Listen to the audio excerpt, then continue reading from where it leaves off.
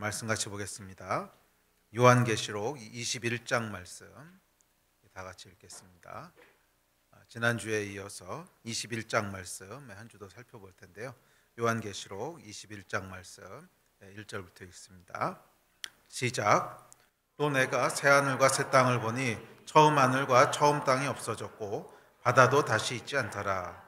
또 내가 보매 거룩한 성 새 예루살렘이 하나님께로부터 하늘에서 내려오니 그 준비한 것이 신부가 남편을 위하여 단장한 것 같더라.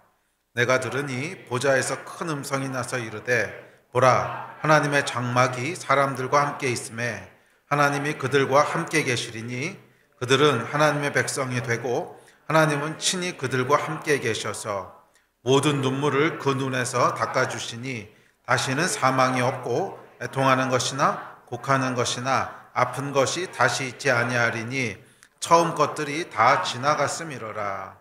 보좌에 앉으신 이가 이르시되 보라, 내가 만물을 새롭게 하노라 하시고 또 이르시되 이 말은 신실하고 참되니 기록하라 하시고 또 내게 말씀하시되 이루었도다. 나는 알파와 오메가요 처음과 마지막이라. 내가 생명수 샘물을 목마른 자에게 값없이 주리니 이기는 자는 이것들을 상속으로 받으리라. 나는 그의 하나님이 되고 그는 내 아들이 되리라. 그러나 두려워하는 자들과 믿지 아니하는 자들과 흉악한 자들과 살인자들과 음행하는 자들과 점순과들과 우상숭배자들과 거짓말하는 모든 자들은 불과 유황으로 타는 못에 던져지리니 이것이 둘째 사망이라. 일곱 대접을 가지고 마지막 일곱 재앙을 남은 일곱 천사 중 하나가 나와서 내게 말하여 이르되 이리 오라. 내가 신부 곧 어린 양의 아내를 내게 보이리라 하고 성령으로 나를 데리고 크고 높은 산으로 올라가 하나님께로부터 하늘에서 내려오는 거룩한 성 예루살렘을 보이니 하나님의 영광이 있어 그 성의 빛이 지극히 귀한 보석 같고 벽옥과 수정같이 맑더라. 크고 높은 성곽이 있고 12문이 있는데 문에 12천사가 있고 그 문들 위에 이름을 썼으니 이스라엘 자손 12지파의 이름들이라. 동쪽의 세 문, 북쪽의 세 문, 남쪽의 세 문, 서쪽의 세 문이니 그 성의 성곽에는 12기초석이 있고 그 위에는 어린 양의 12사도의 12이름이 있더라. 내게 말하는 자가 그 성과 그 문들과 성곽을 측량하려고 금갈대자를 가졌더라. 그 성은 네모가 반듯하여 길이와 너비가 같은지라. 그 갈대자로 그 성을 측량하니 12,000스타디온이요 길이와 너비와 높이가 같더라. 그 성곽을 측량하매 144규빗이니 사람의 측량 곧 천사의 측량이라. 그 성곽은 벽옥으로 쌓였고 그 성은 정금인데 맑은 유리 같더라. 그 성의 성곽의 기초석은 각색 보석으로 꾸몄는데 첫째 기초석은 벽옥이요 둘째는 남보석이요 셋째는 옥수요 넷째는 녹보석이요 다섯째는 홍만호요 여섯째는 홍보석이요 일곱째는 황옥이요 여덟째는 녹옥이요 아홉째는 담황옥이요 열째는 비치옥이요 열한째는 청옥이요 열두째는 자수정이라. 그 12문은 12진주니 각 문마다 한 개의 진주로 되어 있고 성의 길은 맑은 유리 같은 정금이더라. 성 안에서 내가 성전을 보지 못하였으니 이는 주 하나님 곧 전능하신 이와 및 어린 양이 그 성전이심이라. 그 성은 해나 달의 비침이 쓸데없으니 이는 하나님의 영광이 비치고 어린 양이 그 등불이 되심이라. 만국이 그 빛 가운데로 다니고 땅의 왕들이 자기 영광을 가지고 그리로 들어가리라. 낮에 성문들을 도무지 닫지 아니하리니 거기에는 밤이 없음이라. 사람들이 만국의 영광과 존귀를 가지고 그리로 들어가겠고 무엇이든지 속된 것이나 가증한 일 또는 거짓말하는 자는 결코 그리로 들어가지 못하되 오직 어린 양의 생명책에 기록된 자들만 들어가리라. 아멘. 지난주에 이어서 계시록 21장 말씀을 살펴보려고 합니다. 계시록 21장과 22장은 마지막에 대한 정말 마지막에 대한 이야기입니다. 모든 영화도 그렇고 드라마도 그렇고 하여간 모든 이야기는 끝을 볼 때 그 과정이 이해가 된다고 말씀드렸습니다. 아, 끝에 저렇게 될 거여서 중간에 이런 일이 있었구나. 근데 우리가 끝을 알지 못하면 중간에 일어나는 일이 무슨 일인지를 이해하기 참 어렵습니다. 갑자기 주인공이 왜 저런 일을 당하는지, 왜 저런 어려움을 통과해야 되는지 이해할 수 없는데, 영화의 끝을 딱 보고 나면 아, 그래서 그랬구나 하는 것을 다 이해하게 되듯이 우리 신앙의 여정도 그렇습니다. 마지막에 하나님께서 무슨 일을 계획하고 계신지를 알게 될 때 우리가 지금 겪고 있는 일들이 무슨 일인지를 이해하게 되고, 오늘 우리가 어떻게 무엇을 위해 살아야 될지를 명확하게 알 수 있고 볼 수 있게 됩니다. 그런 의미에서 계시록 21장과 22장은 아주 중요한 역사의 마지막에 대한 이야기를 담고 있습니다. 자, 그런데 그 마지막에 대한 이야기, 그 내용이 무엇입니까? 하나님께서 새 하늘과 새 땅을 창조하신다는 것입니다. 새 하늘과 새 땅을 만드신다는 것입니다. 그 이야기는 뭐냐면 지금까지 우리가 알고 있고 익숙하게 지내고 있던 이 하늘과 이 땅은 불과 함께 소멸되어 버리고요. 하나님께서 창조 2.0, 전혀 다른 하늘과 전혀 다른 땅, 그리고 전혀 다른 바다, 그러니까 옛날 바다도 없어졌다 그랬죠. 또 모든 물질이 불에 타서 다 사라진다고 베드로는 그렇게 얘기하고 있습니다. 하늘도 다 말려서 사라지고, 하늘이 말려 사라진다고 하는 것은 공간이 다 없어진다는 얘기죠. 하늘이라고 하는 건 공간이니까요. 그리고 이 땅에 있는 모든 물질들도 다 불타서 소멸될 거라고 그렇게 베드로가 얘기하고 있듯이, 계시록은 그 이야기를 조금 더 구체적으로 알려주고 있습니다. 계시해주고 있는데, 새로운 창조를 하신다는 거예요. 이 창조 2.0의 세상을 하나님께서 만드신다는 것입니다. 창조의 하나님은 그 창세기 1장에서 처음 창조했던 그 창조가 마지막 창조가 아니시라는 거예요. 계속 창조하는 분이시라는 거예요. 그래서 하나님께서 창조 2.0의 세상을 만드실 것이고, 3.0, 4.0이 있을지 없을지 그건 모르겠어요. 성경이 안 나와 있으니까. 하지만 적어도 하나님께서 두 번째 창조를 하신다는 것은 성경이 얘기하고 있는 진리입니다. 두 번째 창조를 하실 것이고, 그리고 하나님께서는 이 두 번째 창조로 데려갈 하나님의 백성들을 선별하고 모으신다는 것입니다. 그것이 계시록 전체의 주제라는 거예요. 그러니까 계시록 전체의 주제는 마지막 때에 있을 큰 환난과 그 환난을 통해서 하나님의 백성들이 겪게 될 그런 고난에 대한 이야기들을 다루고 있는데, 이 모든 이야기는 끝에 가보면 하나님께서 두 번째 세상 창조 2.0으로 데려갈 하나님의 백성들을 선별하시는 거구나 하는 것임을 알게 됩니다. 그러므로 여러분, 우리는 이 세상에 영원히 살 사람처럼 그렇게 살아서는 안 됩니다. 저와 여러분은 창조 1.0만을 위해 지음받은 사람들이 아니라는 거예요. 저와 여러분의 존재는 하나님의 영으로 지음받았기 때문에 영원히 존재하는 그런 존재들입니다. 그래서 하나님께서 두 번째 창조를 하신다면 당연히 그 세계도 우린 따라갈 것이고, 세 번째 창조를 한다면 당연히 그 세계도 우린 존재할 거예요. 왜? 영이니까. 우리는 소멸될 수 없는 하나님의 영으로 지음받은 사람들이기 때문에 영원히 하나님과 함께 할 거예요. 그래서 새하늘과 새 땅에도 물론 우리는 함께 갈 것이고, 그 이후에 이어질 모든 스토리 동안에도 영원한 시간 동안에 하나님과 함께 할 것입니다. 그리고 지금 살아가는 이 창조 1.0은 이 하나님과 영원히 함께할 하나님의 백성들을 가려내는 기간이라는 거예요. 그러면 여러분, 이 땅에서 일어나는 일에 너무 그렇게 일희일비하지 마십시오. 이 땅에서 여러분들이 망한다고 할지라도 그것 때문에 슬퍼하거나 흔들리지 마시고, 또 반대로 이 땅에서 성공한다고 할지라도 그것 때문에 너무 기뻐하거나 너무 흥분하지 마십시오. 어차피 이 땅에서 일은 두 번째 세상으로 넘어가기 위한 준비 과정입니다. 준비 과정입니다. 아멘. 그럼 어떤 사람이 두 번째 세상에 들어가게 됩니까? 창조 2.0으로 들어가게 됩니까? 그것이 계시록이 말하고 있는 주제인데, 그리스도의 단장된 신부들만 들어간다는 거예요. 그리스도의 단장된 신부들만 들어간다는 거예요. 단장된 신부라고 하는 것은 뭐냐면, 환난과 핍박과 고난을 통하여 예수를 생명처럼 사랑하는 것이 증명된 사람들, 예수 그리스도를 목숨처럼 사랑하는 것이 증명된 사람들, 그렇게 증명된 그리스도의 신부들, 한결같은 사랑으로, 한결같은 충성으로 그렇게 예수 그리스도를 대하는 사람들, 어떤 상황이 와도 어떤 시련이 와도 한결같은 마음, 그 한 마음, 충성된 마음으로 예수 그리스도를 섬기는 사람들, 그 사람들을 하나님께서 단장된 신부로 두 번째 세상으로 들어가게 하십니다. 그러면 여러분, 이 땅에 살다가 말 사람처럼 그렇게 이제 그렇게 살지 마십시오. 이곳은 신부 대기실이지 신혼집이 아니에요. 예, 신부 대기실에 영원히 살 거 아니잖아요. 이것은 신부 대기실이지 신혼집이 아닙니다.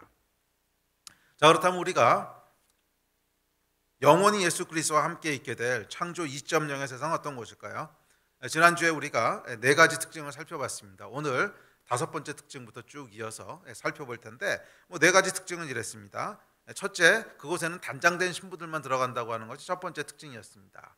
모든 사람이 들어가는 것이 아니라 환난과 핍박을 통하여 예수 그리스도를 향한 신실한 충성과 사랑이 증명된 사람들, 그 사람들만 들어갑니다. 두 번째 특징이 뭐였죠? 그곳은 하나님의 임재가 함께하는 곳입니다. 그러니까 하나님께서 우리 가운데 거하시는 곳이에요. 이 거하신다고 하는 것이 지금처럼 이렇게 성령님의 형태로 그렇게 거하시는 것이 아니라 하나님의 충만한 임재가 우리 가운데 항상 함께 있는 거예요. 그래서 마치 이렇게 보이듯이, 마치 우리가 이야기하듯이 그렇게 하나님과 함께하는 곳입니다. 이게 사실 여러분 낯선 이야기가 아니라 사실 아담과 하와가 처음 창조됐을 때 그랬잖아요. 아담과 하와가 처음 창조됐을 때 하나님과 함께 동산을 거닐고 친밀하게 이야기하고 교제하고 했잖아요. 이것이 다시 회복되는 거예요. 그래서 그곳에는 이제 하늘과 땅의 구분이 더 이상 없을 거예요. 지금은 보이는 세상과 보이지 않는 세상이 갈라져 있고, 그래서 하나님의 임재도 이렇게 아주 힐끗 아주 특별하게 느끼지만, 그때는 하늘과 땅이, 보이는 세상과 보이지 않는 세상이, 카이로스의 시공간과 크로노스의 시공간이 완전히 섞여서 함께 공존하게 됩니다. 그래서 그곳에서는 이 하나님의 임재를 24시간 365일 계속 보게 될 것입니다. 그러면 여러분, 이 땅에 우리가 살아가는 동안 하나님의 임재를 경험하는 것을 계속 연습하셔야 돼요. 계속 연습하시기를 바랍니다. 자, 셋째, 그곳은 눈물도 없고 고통도 없습니다. 사망도 없습니다. 죄가 없는 완전한 상태에서 하나님의 축복을 누릴 것입니다. 그리고 마지막 넷째, 그곳은 만물을 새롭게 하시는 곳입니다. 이전과는 다른, 완전히 다른 새로운 하나님의 능력이 역사하는 곳이 될 겁니다. 자, 그리고 이런 창조 2.0의 세상의 축복들은 놀랍게도 믿음을 통해서 지금으로 우리가 당겨올 수 있다 그랬어요. 그래서 그것은 단순히 미래에만 존재할 그런 것이 아니라 믿음을 통해서 우리는 그 미래를 지금 당겨와서 지금 누릴 수 있다는 거예요. 물론 완전한 형태로 누리는 것은 아닙니다. 완전한 형태로 누리게 되는 것은 아직 미래의 소망으로 남아있지만, 그곳에서 누리게 될 모든 하나님의 축복들과 모든 하나님의 능력들을 우리는 부분적이지만 믿음을 통해서 이 땅에서 누릴 수 있습니다. 그래서 이 미래에 대한 이야기는 단순히 소망을 주므로 현재를 이기고 견딜 수 있도록 해주는 것만이 아니에요. 단순히 이런 소망이 있으니까 지금은 좀 견뎌, 그것이 아니라 이 소망은 믿음을 통하여 지금 실현되는 소망입니다. 믿음을 통하여 지금 누리는 소망이에요. 실현된 소망이에요. 아멘이십니까? 완전히 누리는 건 아니지만 적어도 그것의 많은 부분들을 우리가 믿음을 통하여 누릴 수 있습니다. 미래에 누리게 될 하나님이 마련해 놓으신 창조 2.0의 모든 축복들을 지금 누리시는 그런 여러분 되시기를 주의 이름으로 축복합니다. 자, 이어서 이제 다섯 번째 특징부터 살펴보도록 합시다. 6절입니다. 시작. 또 내게 말씀하시되 이루었도다. 나는 알파와 오메가요 처음과 마지막이라. 내가 생명수 샘물을 목마른 자에게 값없이 주리니. 하나님께서 말씀하십니다. 다 이루었도다. 이루었도다. 알파와 오메가 처음과 마지막이라. 우리 하나님은 알파 오메가시고 처음과 마지막이세요. 알파라고 하는 것은 뭐냐면 시작하는 분이시라는 거예요. 창조하신 분이시라는 거예요. 알파, 시작하시고 창조하시는 분이시라는 것이 이제 그 뜻이라면, 오메가는 뭐죠? 마지막이죠. 완성하시는 분이시라는 거예요. 그러니까 하나님께서는 모든 것을 완성하시는 분이십니다. 다 이루시는 분이십니다.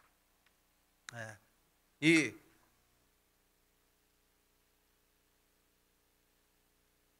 성경에 보면 하나님께서 이루었도다 이렇게 말씀하시는 장면이 두 번 나옵니다. 두 번 나와요. 첫 번째는 어디 나오죠? 두 번째는 오늘 봤고, 첫 번째 다 이루었다 그렇게 하나님 말씀하신 데가 있잖아요. 어디죠? 그렇죠. 예수님께서 십자가 상에서. 그러니까 이 하나님은 오메가의 하나님이신데 다 이루시고 완성하시는 분이신데 다 이루었다고 두 번 말씀하셨어요. 한 번은 예수께서 성자 하나님이신 예수께서 다 이루었다 이렇게 말씀하셨고, 두 번째는 하나님께서 이루었도다 이렇게 말씀하십니다. 그래서 성경에 보면 두 번의 다 이루었도가 나옵니다. 자, 요한복음 봅시다. 시작. 예수께서 신포도주를 받으신 후에 이르시되 다 이루었다 하시고 머리를 숙이니 영혼이 떠나가시니라. 자, 십자가에서 예수께서 말씀하셨죠. 다 이루었다. 자, 무엇을 이루었다는 거죠? 그렇죠. 인류의 구원을 이루셨다는 뜻이죠. 다 이루었다. 예수 그리스도를 통해서 하나님이 하시고자 하는 일, 모든 영혼을 구원하시는 그 일을 다 이루셨다는 거예요. 십자가에서 영혼의 구원을 완성하십니다. 오메가의 하나님.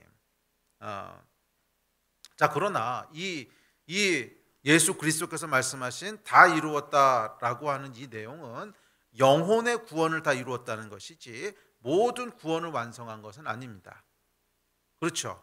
영의 구원을 완성하신 것이지 뭐 보이는 어떤 물리적인 것들이 달라진 건 없잖아요. 예수께서 십자가 지셨다고 해서 갑자기 우리가 부활체를 입게 된 것도 아니고, 또 예수께서 십자가를 지셨다고 해서 이 세상의 모든 불의와 모든 모순들이 다 사라진 것도 아니에요. 물리적으로는 그냥 그대로인 것처럼 보입니다.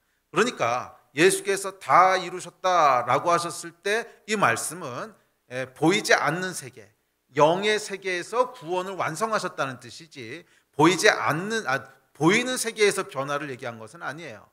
보이는 세계에서 우리의 태도나 성품 같은 것이 또 달라질 수 있지만 우리 몸의 물리적인 구성이 달라지는 것도 아니고 여러분의 얼굴이 갑자기 달라지는 것도 아니고 그렇잖아요. 네. 보이는 세계의 완성을 얘기하지는 않습니다. 그것은 보이지 않는 세계의 완성을 의미하는 거였어요. 네. 그래서 비록 예수께서 다 이루었도다 라고 말씀하셨을 때 보이는 세계에는 아무 변화가 없어 보일지 몰라도 보이지 않는 영계에서는 엄청난 변화가 일어난 거예요. 엄청난 변화가 일어난 거예요. 성령 하나님께서 인간 안에 임하실 수 있는 그 초석을 만드신 거예요. 우리의 모든 죄를 대속의 죽음으로 사하심으로 하나님이신 성령님께서 우리 안에 거하실 수 있는 그런 초석을 만드셨습니다. 그러니까 이게 영적인 세계에서는 어마어마한 변화가 일어난 거예요. 어마어마한, 정말 하나님께서 행하시고자 하는 모든 영적인 세계의 일을 다 완성하신 것입니다. 어디서? 십자가에서. 자, 그러나 우리의 몸은 그렇지 않죠. 우리의 몸은 여전히 죄의 유혹 가운데 있고, 우리의 몸은 여전히 질병으로 고통받고, 우리의 몸은 여전히 사망의 권세 아래 있고, 그래서 슬픔이 있고 눈물이 있고 고통이 있고 그래요. 우리의 이 보이는 세상은 여전히 타락한 죄의 영향권 아래 있습니다. 그래서 적어도 보이는 세계는 아직 다 이루어진 게 아니라는 거예요. 그런데 언젠가 하늘에서 하나님의 선포가 들리는 날이 있는데 이루었도다 하는 선포가 들려올 거라는 거예요. 그리고 이 두 번째 다 이루었도다 하는 이 하나님의 선포는 다자는 없죠. 두 번째는 그냥 이루었도다 하는 이 하나님의 선포는 첫 번째 다 이루었도다는 또 다른 단순히 보이지 않는 세계, 영혼의 구원만을 의미하는 것이 아니라 모든 보이는 세계의 만물을 새롭게 하는, 정말 하나님의 모든 창조를 완성하는 그런 다 이루었다인 줄 믿습니다.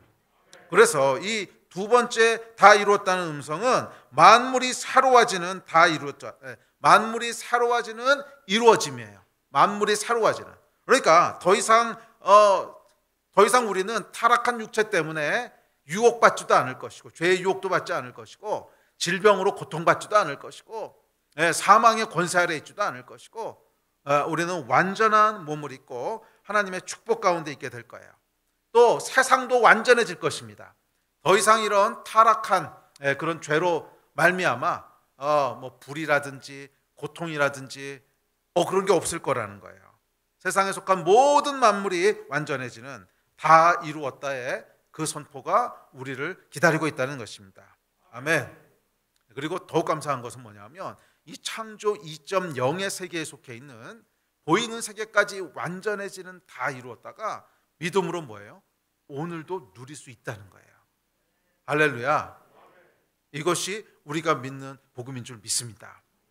여러분, 우리에게 하나님께서 선포해 주신 복, 다 이루었다의 축복은 단순히 영혼의 구원만이 아니에요. 영혼의 구원은 물론 우리에게 이루어졌지만 그것으로 다 끝난 것이 아니라 우리를 기다리고 있는 두 번째 다 이루었도다 하는 하나님의 선포가 있고, 이 놀라운 미래의 소망은 믿음으로 현재로 갖고 올 수 있어요. 믿음으로 현재로 갖고 올 수 있어요.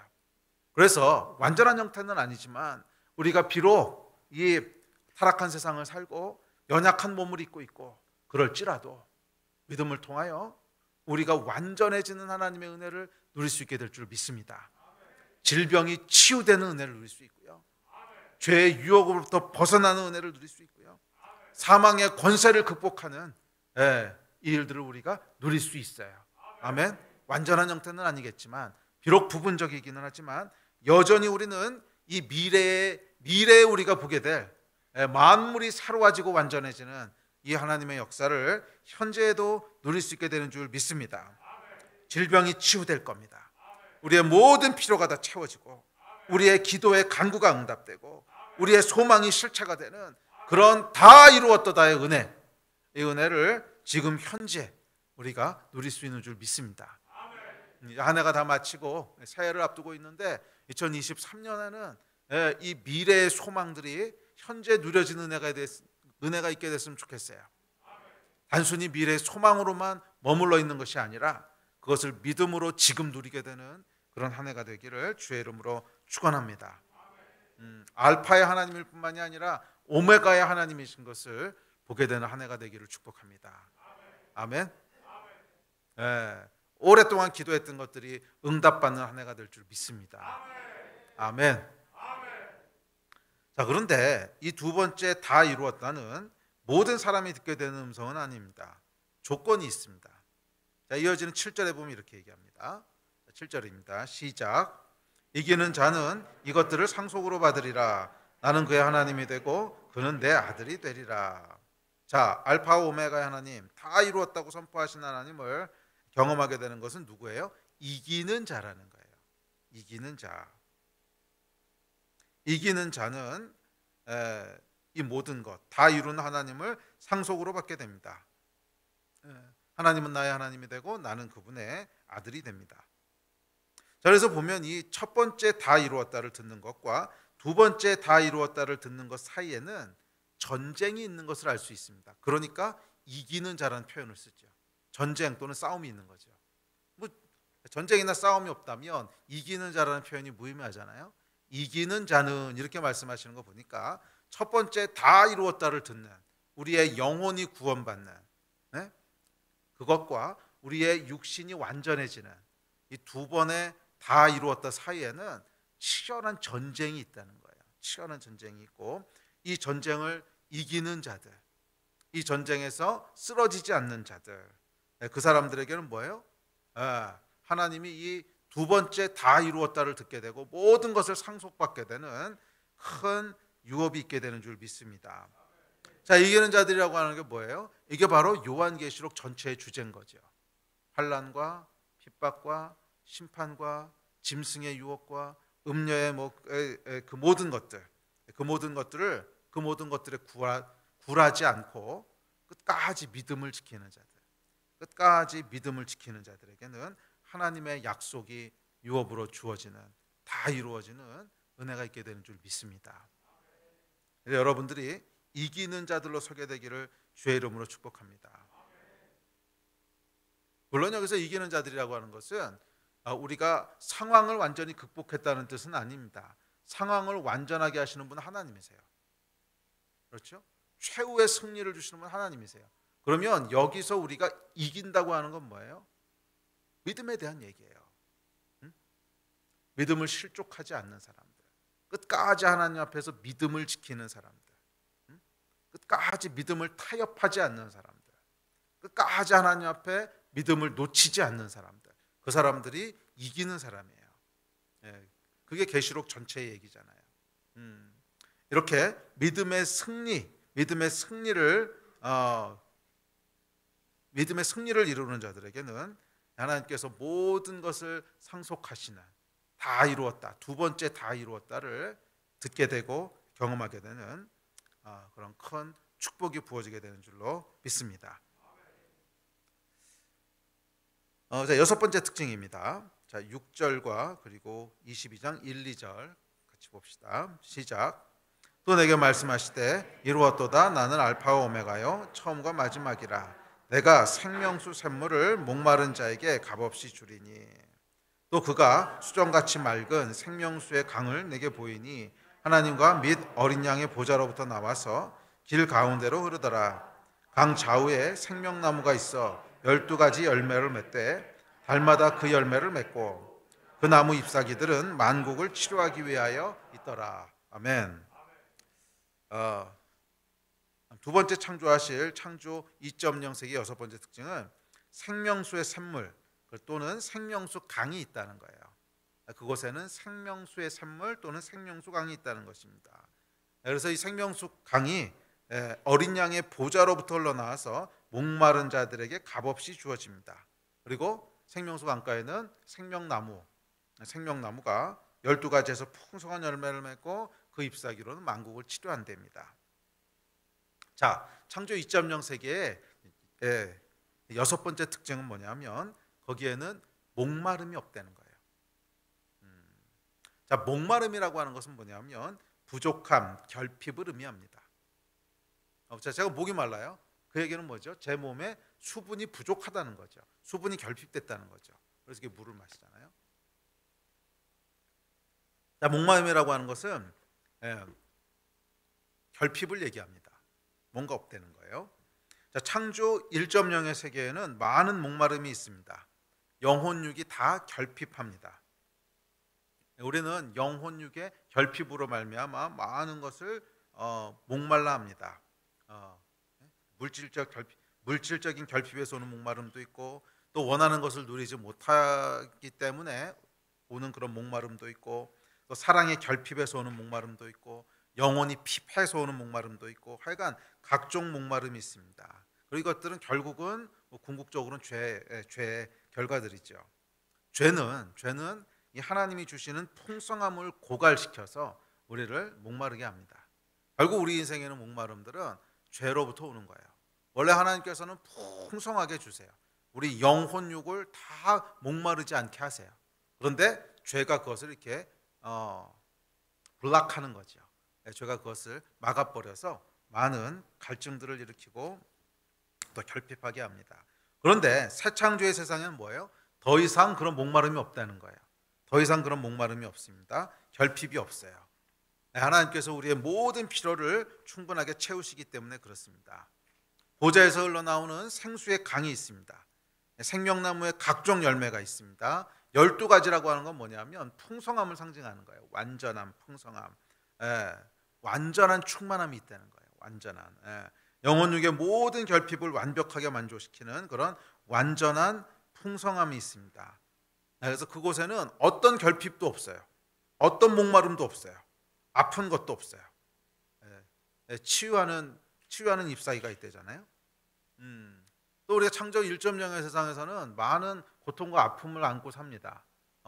몸을 다치기도 하고 또 질병에 걸리기도 하고 또 육체의 질병뿐만 아니라 마음의 질병도 걸리고 또 영혼이 피폐하기도 하고 그래서 하여간 또 관계로 인해서 고통받기도 하고 우리 삶 가운데 많은 고통이 있습니다. 그런데 창조 2.0에는 더 이상 그런 상처가 없다는 거예요. 아픔도 없다는 거예요. 그래서 저는 이 창조 2.0의 세계가 어떤 세계일지 상상이 잘 안 가요. 여러분 상상이 되세요? 상상이 잘 안 돼요. 이런 우리는 이 결핍과 부족함과 타락한 세상에 너무 익숙하게 살아갔기 때문에 그냥 이것이 노멀한 세상이라고 살고 있잖아요. 그래서 이런 게 하나도 없는 곳이 어떤 세상일지 상상이 잘 안 돼요. 전에 한번 어느 그 용한 한의사 분을 한번 만난 적이 있는데 진짜로 그 유명한 한의사 분이셨는데 그 장로님이셨어요. 근데 그분이 뭐라 그러냐면 그 사람들이 날 때부터 몸이 약한 사람들은 몸이 아프지 않은 상태가 뭔지를 상상을 못 한다는 거예요. 날 때부터 계속 아픈 상태로 살아왔기 때문에 그냥 그게 노말인 줄 안대요. 그런데 자신의 그 신의를 통해서 몸이 낫고 건강해지게 되면 이게 완전히 새로운 세상을 보게 된다. 아프지 않은 상태라는 게 이런 거였네. 처음으로 보게 된다는 거예요. 마치 이 창조 2.0의 세계가 그렇지 않겠어요? 우리는 태어날 때부터 죄 가운데 태어나서 태어날 때부터 결핍과 부족함 속에 살아왔고, 그래서 그게 그냥 노말인 줄 알고 살아왔는데, 비로소 그게 하나도 없는 세상, 모든 것이 완전하고 아무런 결핍도 없고 아무런 고통도 없고 아무런 질병도 없는 이 완벽한 세상이라고 하는 게 저는 어떤 건지 상상이 안 돼요. 하지만 생각을 하면 너무 흥분되기는 해요. 너무 흥분되기는 해요. 네, 그곳에서 우리는 이 완전함을 처음으로 누려보게 될 거예요. 할렐루야. 이 소망을 가지고 사는 여러분 되시기를 바랍니다. 그리고 더욱 감사한 건 뭐예요? 이 창조 2.0의 축복을 믿음으로 지금으로 가져올 수 있다는 거예요. 지금 누릴 수 있다는 거예요. 완전한 버전은 아니겠지만 하여간 그곳에 존재하는 생명수 샘을 지금 먹을 수 있어요. 지금 맛볼 수 있어요. 우리의 결핍을 채우는 생명수 샘이 지금 우리 가운데 부어질 수 있어요. 예수께서 성령을 우리에게 주셨고, 이 성령이 뭐예요? 우리 배에서부터 생수의 강이 솟아난다 그랬잖아요. 이 성령 하나님으로부터 우리 안에 생수의 강이 솟아나는, 그래서 우리 안에 있는 모든 결핍들을 충만케 하는 이 놀라운 성령의 역사를 지금 누릴 수 있어요. 지금 누린 여러분 되시기를 주의 이름으로 축복합니다. 물론 그때 가서는 더 완전한 버전으로 누리겠지만 지금 이미 맛볼 수 있는 줄 믿습니다. 믿음으로 그 미래에 있는 축복을 지금으로 가져오는 여러분 되시기를 주의 이름으로 축복합니다. 질병도 마찬가지입니다. 치유도 마찬가지예요. 창조 2.0의 세계에는 뭐예요? 치료하는 잎사귀가 있다 그랬어요. 그것으로 만국의 모든 질병들을 치료하신다고 했어요. 육체의 질병, 마음의 질병, 영혼의 질병 다 치료하는 놀라운 역사가 있을 텐데, 그것도 뭐예요? 믿음으로 지금 누릴 수 있어요. 믿음으로 지금 누릴 수 있어요. 아멘이십니까? 우리 몸의 질병이 치유될 수 있습니다. 아멘. 우리 마음의 질병이 치유될 수 있습니다. 우리 영혼의 질병이 치유될 수 있습니다. 이미 하나님께서는 모든 질병을 다 치유하는 생명의 강의 역사를 이미 준비해 놓으셨어요. 그것은 우리에게 유업으로 주어질 거예요. 언젠간 우리가 다 누리게 될 거예요. 아멘이십니까? 아니 여러분, 그게 남의 게 아니라니까요. 그게 남의 게 아니에요. 저와 여러분을 위하여 하나님이 다 준비해 놓으셨어요. 아멘. 언젠가 누리게 될 텐데 믿는 자들은 그것을 지금으로 땡겨올 수 있어요. 이 복을 누리신 여러분 되시기를 주의 이름으로 축복합니다. 믿음은 여러분 신기한 능력이 있어요. 믿음은 하늘의 것을 이 땅의 실체가 되게 하기도 하지만 동시에 미래를 현재로 끌어오기도 해요. 미래를 현재로 끌어오기도 해요. 믿음은 현재의 우리로 미래를 침노하게 합니다.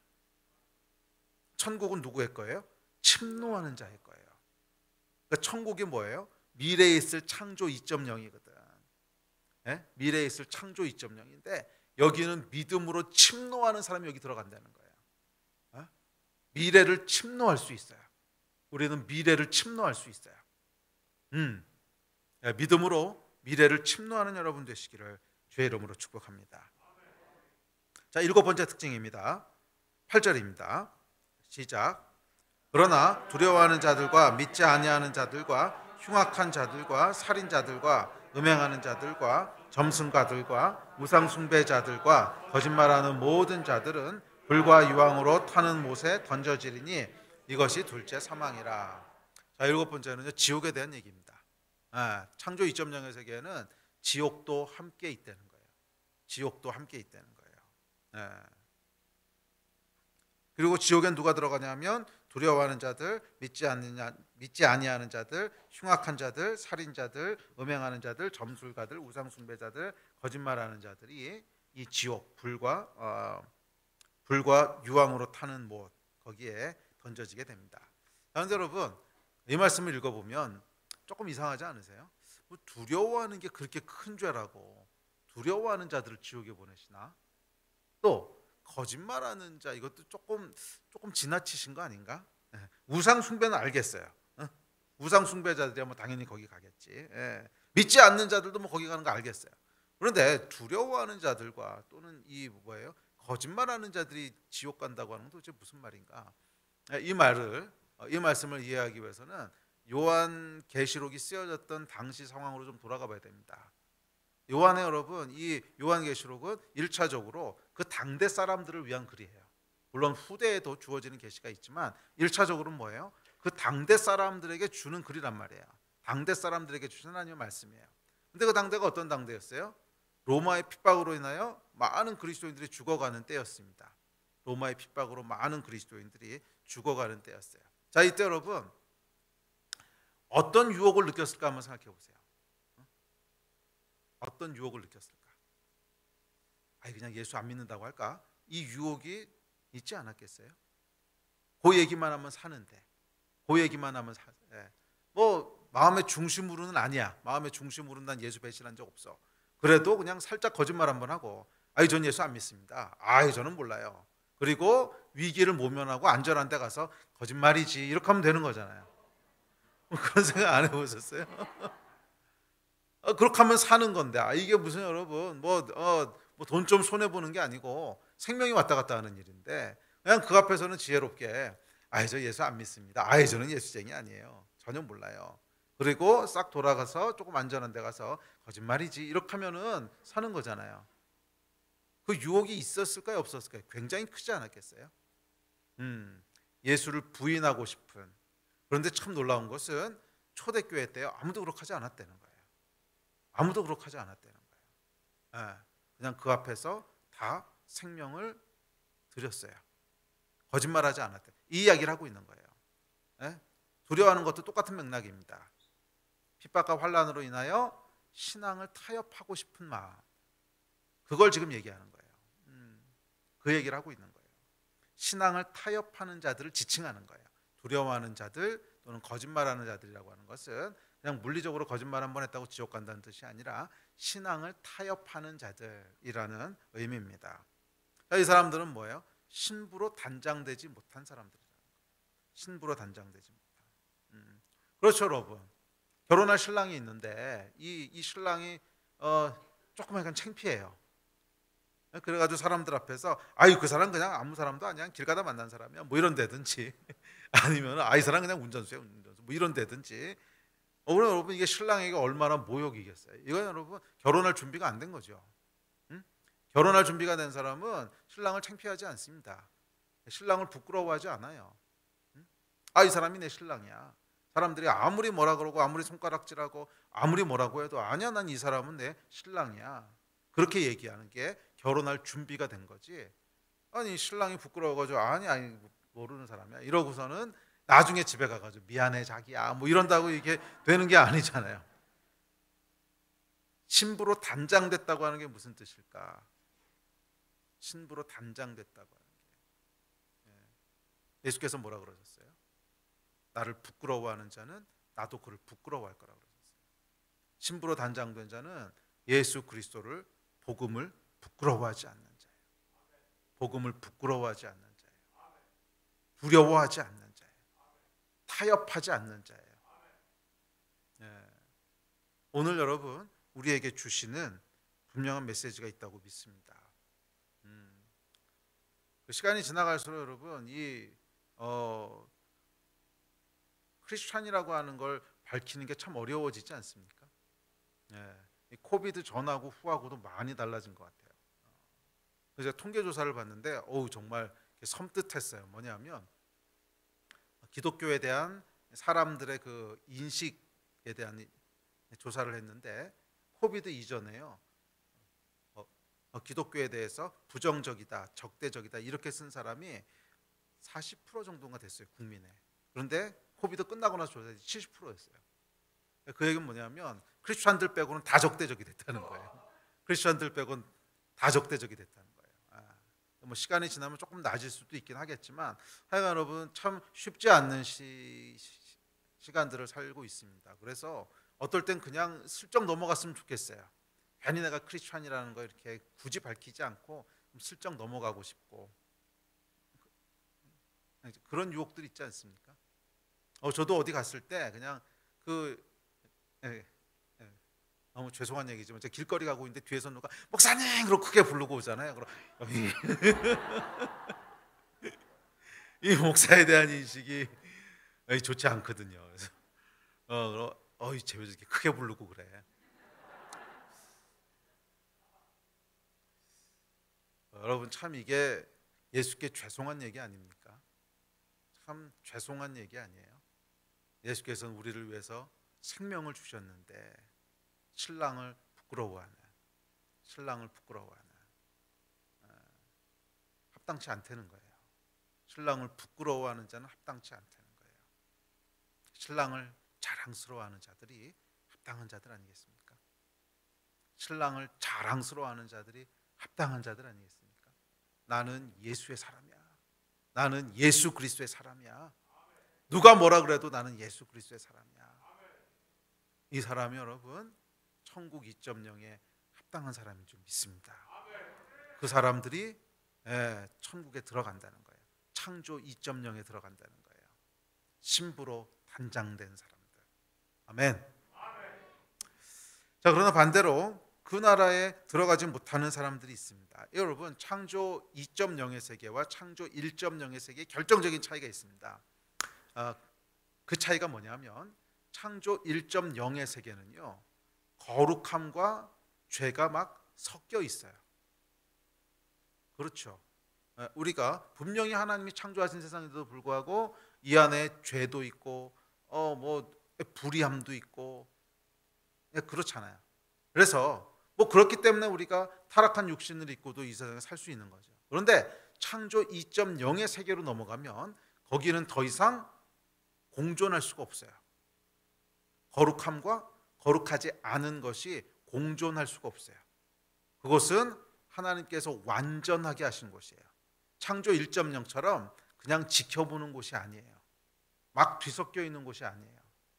그러다 보니까 창조 1.0에서 2.0으로 넘어갈 때는 그리고 동시에 인간은 어떤 존재라고 했어요? 소멸되지 않는 존재라고 했어요.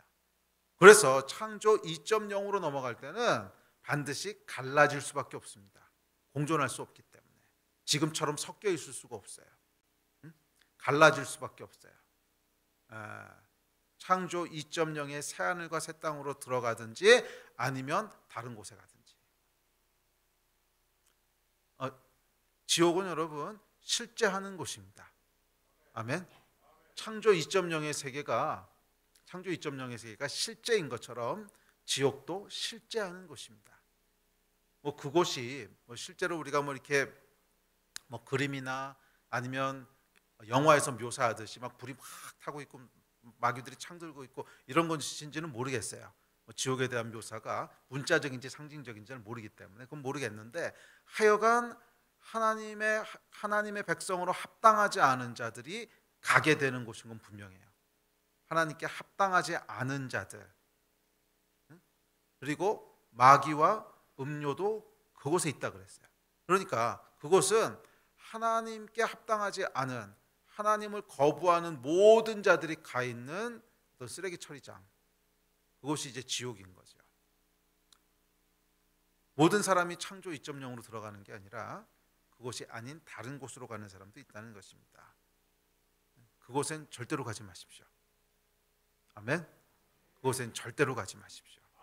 거기서는 두 번째 기회가 없어요. 기회는 여기서 끝난다고 그렇게 성경은 얘기합니다. 아멘. 자, 마지막 8번째 특징이 있습니다. 9절입니다. 시작. 7 대접을 가지고 마지막 7 재앙을 담은 7 천사 중 하나가 나와서 내게 말하여 이르되 이리 오라, 내가 신부 곧 어린 양의 아내를 내게 보이리라 하고. 자, 8번째 특징은 뭐냐면 새 예루살렘이 그곳에 있다는 것입니다. 근데 지난주에도 말씀드렸지만 새 예루살렘은 건물을 얘기하는 게 아니라 그랬죠. 그것은 사람들입니다. 구원받은 하나님의 백성, 그것이 새 예루살렘입니다. 자, 어린 양에게는 신부가 있습니다. 신부가 바로 우리죠. 우리는 예수 그리스도와 영원히 살게 될 것입니다. 그것이 우리의 영원한 데스티니입니다. 자, 그런데 그곳에서 신부는 어떨 거냐면 이렇다고 묘사합니다. 자, 10절부터 14절입니다. 시작.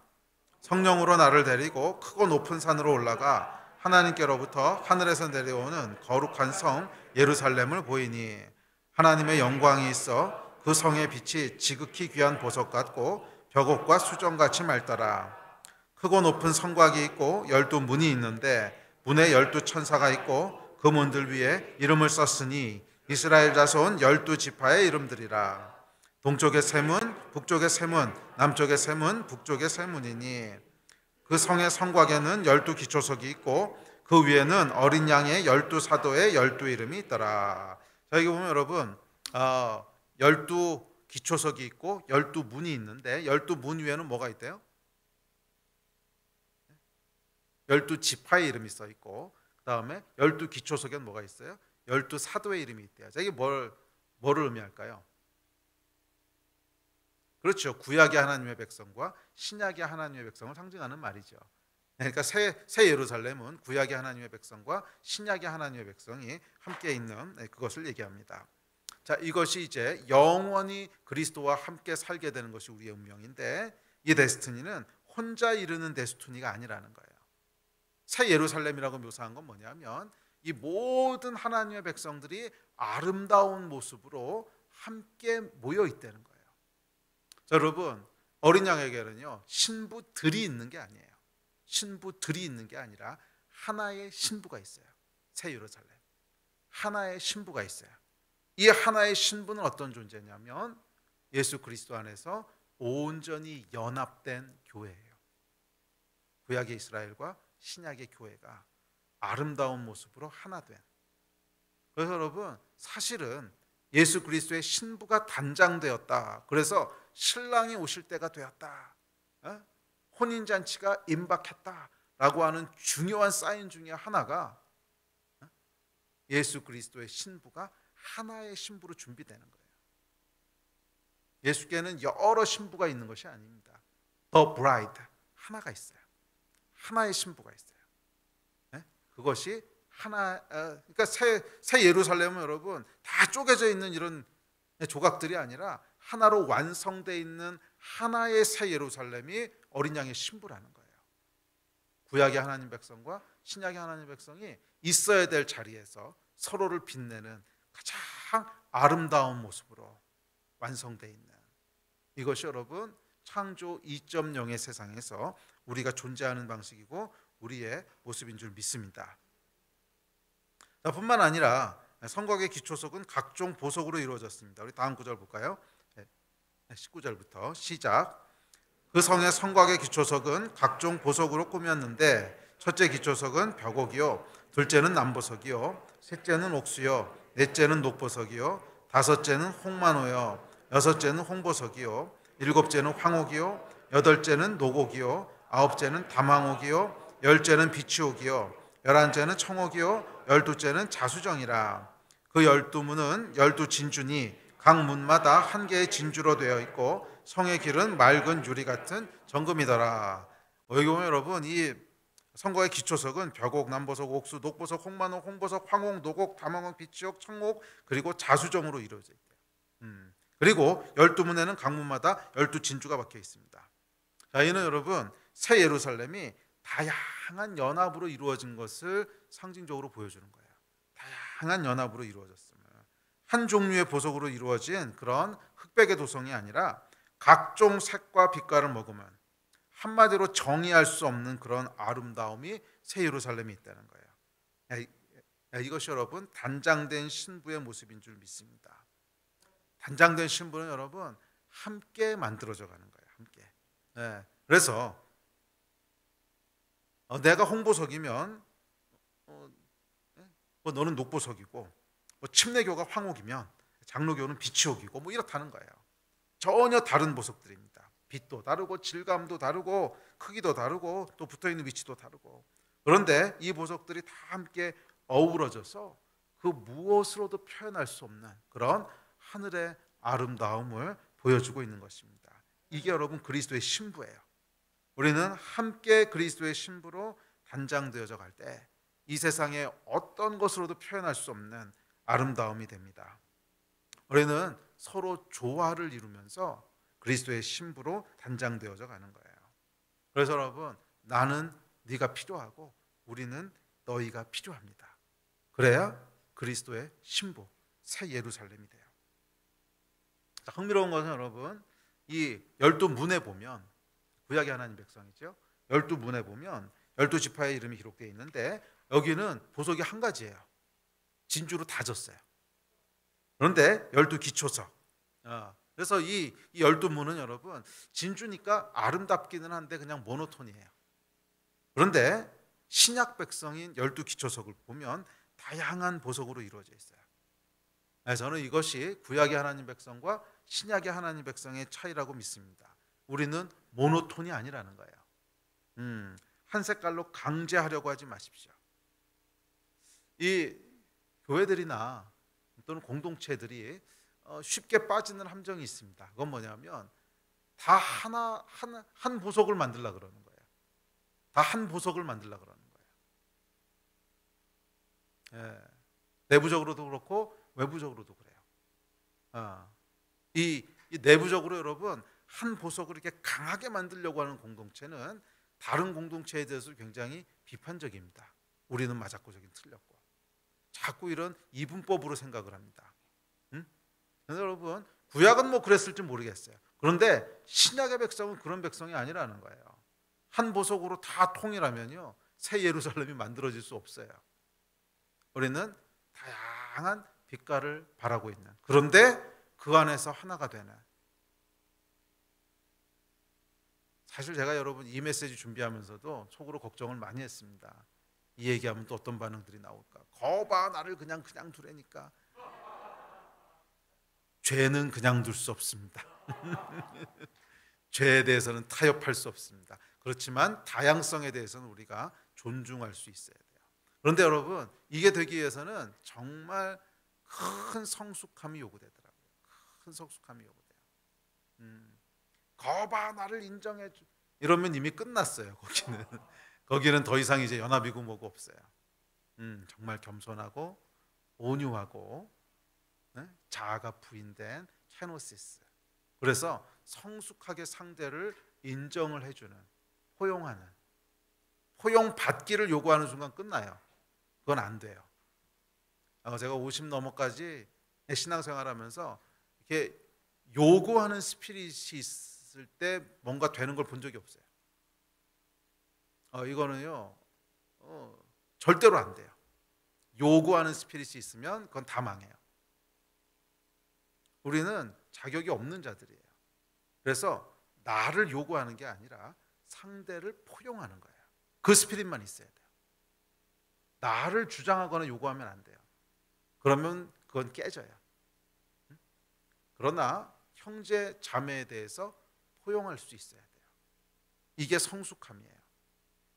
이 성숙함이 있을 때, 와, 우리는 농보석, 혹보석, 다시 이름도 기억 안 나는데 무슨 비치옥, 노곡, 황옥, 홍보석, 홍만옥, 옥수, 남보석, 벽옥, 전부 다른 보석임에도 불구하고 그 안에서 완전한 아름다움을 만들어내는 그런 하나님의 영광과 아름다움을 보게 될 줄로 믿습니다.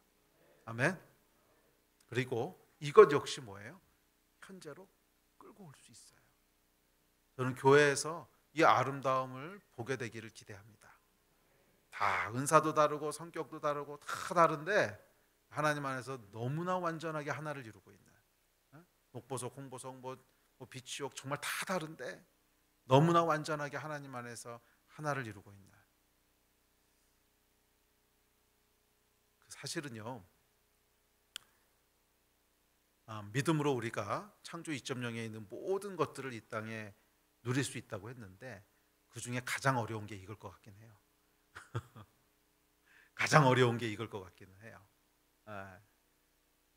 참 우리가 다름에도 불구하고 하나 된다고 하는 것은 그만큼 불가능하고 어려운 일이에요. 그런데 하나님께서 그날에는 단장한 신부들을 통해서 이런 다양한 아름다움에도 불구하고 그것이 온전히 하나 된 이 하나님의 영광을 보게 하실 줄로 믿습니다.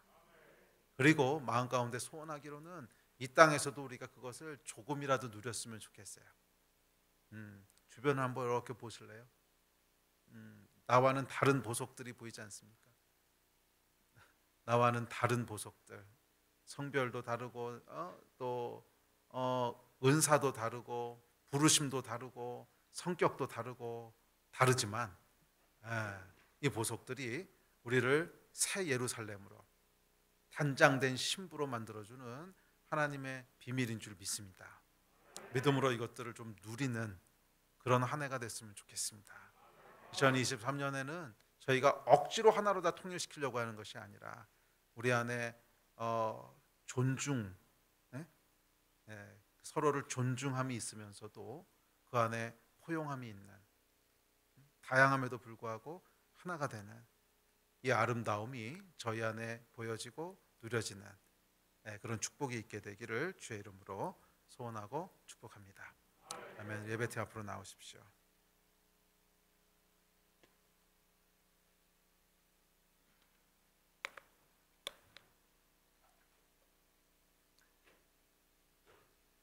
우리에게는 여러분 소망이 있습니다. 그 소망은 새로운 세계, 새 하늘과 새 땅을 하나님께서 준비하셨다는 것입니다. 믿으십니까? 지금 이 땅에서 벌어지는 일들은 우리의 영원한 운명이 아니에요. 영원한 운명이 아니에요. 이 복음은 여러분 분명히 두 가지 측면이 있습니다. 이 땅에서 우리가 어떻게 살아야 될 건가 하는 이 땅의 문제에 대한 계시를 주고 있지만 동시에 우리는 이 땅에 속한 자가 아니라 미래에 올 천국에 속한 자, 창조 2.0에 속한 자라고 하는 계시입니다. 근데 시간이 지나면 지날수록 땅에서의 복음이 점점 강조되는 것 같고 이 하늘에 대한 천국에 대한 소망들은 점점 약해지는 것 같아요. 아니 여러분, 그럴 때 우리는 절대로 이 땅에서 승리하며 살아갈 수 없어요. 저는 오늘 우리에게 진짜 필요한 복음은 소망의 복음인 줄 믿습니다. 소망의 복음인 줄 믿습니다. 우리에게는 하나님께서 준비하신 새 하늘과 새 땅이 있고 완전한 하나님의 계획이 있다는 것을 믿으십시오. 그것이 오늘 이 땅을 승리하며 살 수 있는 힘이 될 것입니다. 그리고 동시에 믿음으로 그것들을 오늘로 가져와서 누립시다. 그냥 단순히 소망으로 냅두지 말고 믿음으로 가져와서 누립시다. 아멘. 생명수도 누리고요, 치료의 잎사귀도 누리고 완전함도 누리고 이 모든 것들을 믿음으로 가져와서 누리는 한 해가 되기를 주의 이름으로 축원합니다. 이 복이 우리를 향한 하나님의 계획인 줄 믿습니다. 이 충만한 복을 지금 누리는 그런 여러분들 되시기를 주의 이름으로 축복합니다. 일어나서 같이 기도합시다.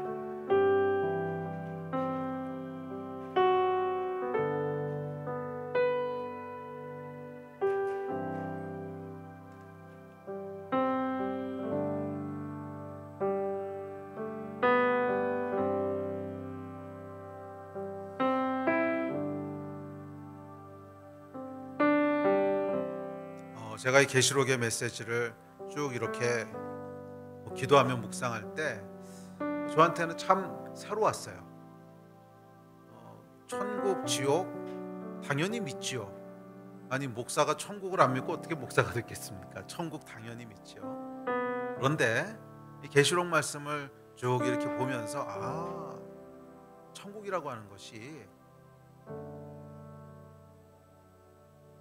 추상적인 어떤 세계가 아니구나. 완전히 다른 창조를 하나님 한번 더 하시겠다는 거구나. 그 말씀이 저에 깨달아졌을 때 너무너무 소망이 되고 너무너무 실제가 되고 저는 여러분들에게도 계시록의 이 계시가 정말 여러분들에게 레마의 말씀으로 임하게 되기를 축복합니다. 새 하늘과 새 땅을 하나님 준비하셨고 그것이 우리가 사모하는 영원한 천국입니다. 이 천국이 단순히 종교적이고 추상적인 언어가 아니라 정말 사모하고 소망하는 실제가 되시기를 주의 이름으로 축원합니다. 함께 기도합시다. 함께 기도하실 때 하나님, 이 약속을, 이 천국의 약속을 오늘 우리가 누릴 수 있게 되기를 소망합니다. 모든 하나님의 창조 2.0의 계획들이 오늘 우리에게 누려지는 역사가 있게 하여 주십시오. 무엇보다도 신부로 단장된 교회가 되기를 소원합니다. 신부로 단장된 교회가 되기를 소원합니다. 예수 그리스도를 생명처럼 사랑하는 자들이 되게 하여 주시고, 서로가 서로를 존중함으로 하나 되는 새 예루살렘의 아름다움이 부어지는 교회가 되게 하여 주십시오. 이 일을 위해서 우리 주여 세 번 같이 부르짖고 합심해서 간절히 기도하겠습니다. 기도하십시다.